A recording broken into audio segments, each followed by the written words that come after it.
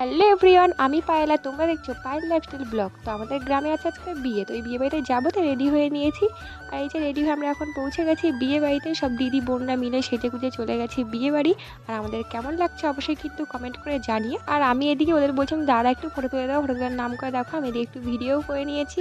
ও আমি তো তোমাদের বউ দেখাতেই ভুলে গেছি। এই যে দেখো নতুন বউ, উমা এখন নতুন বউটাকে গিফট দিচ্ছে। ওদের বিয়ে আগেই হয়ে গেছিলো, আজকে সব নিয়ম মেনে অনুষ্ঠান করে বিয়ে দেওয়া হচ্ছে। পরে আমরা চলে গেছিলাম খেতে। আর এই যে খেতে এখন সবাই মিলে বসে পড়েছি, ছজন মিলে তিন তিনজন করে দুপাশে বসেছিলাম।